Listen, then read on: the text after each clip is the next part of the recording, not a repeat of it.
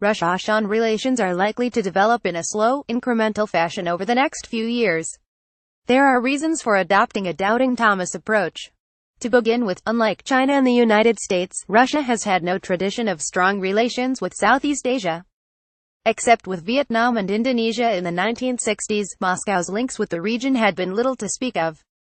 Secondly, without meaningful economic or trade ties, no mutually beneficial relationship can develop.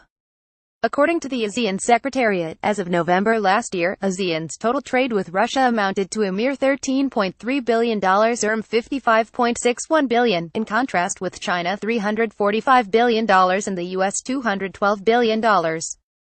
Even President Vladimir Putin noted this modest figure compared to trade with other countries in the Asia-Pacific region, during his speech at the Russia-ASean summit in Sochi in May last year.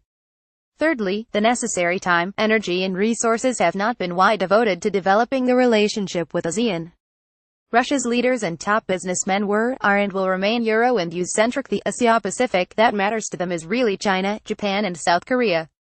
Finally, managing the current tensions in Russia's relations with the US and the European Union, the Ukraine and Syrian crises, as well as relations with China, will occupy most of Russia's attention for the next few years. Putin is expected to emerge the victor in the 2018 elections. His energy, attention and focus for the 6 years after that will be concentrated on consolidating his legacy, being the longest-serving Russian leader, apart from Stalin. If he devotes any time to foreign affairs, it would be focused on the areas critical to Russia's foreign policy, such as the US, Ukraine and Syria. ASEAN cannot hope to be on his foreign policy agenda. The most important challenge is to realize the economic potential in the relationship. The overview of ASEAN-Russia dialogue relations, dated October 2017, provides a guide to the direction of the relationship. While socio-cultural and politico-security cooperation has been moving forward, it is the economic aspect that will drive the overall relationship into the future. In his Sochi speech, Putin highlighted cooperation in projects in agriculture, oil and gas production, joint technology and innovation alliances, fuel and energy, mining, railway construction and Russian GLONASS satellite navigation system. It remains to be seen whether the projects will bear fruit. Given Russia's role as top energy exporter worldwide, Putin argued that Russia could satisfy ASEAN's growing electricity needs by supplying energy on a long-term basis, and also offered ASEAN Russia's new generation nuclear power plant projects. Indeed, the overview also noted that energy is viewed as a promising area for cooperation between ASEAN and Russia, including civilian nuclear energy. However, here one encounters some reservations. Firstly, some ASEAN countries themselves are energy producers and exporters: Indonesia, Malaysia and Brunei. Secondly, nuclear power, as a real alternative to fossil fuels and renewable energy, has yet to take firm root in ASEAN. Indeed, Dr. Sanjay Kuttan, Program Director at the Energy Research Institute of Nanyang Technological University, rightly pointed out that, given the high cost and safety concerns, nuclear power will not feature soon in ASEAN's energy mix for at least the next 20 years. Thirdly, with respect to cooperation in promoting renewable energy, there have been conflicting signals from Moscow.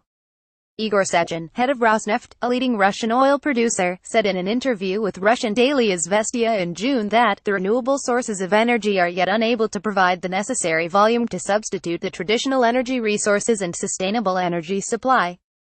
Finally, an energy expert at the recent Singapore International Energy Week forecasted that within the next 10 years, gas and hydroelectric power would meet most electricity needs, with solar contributing as well.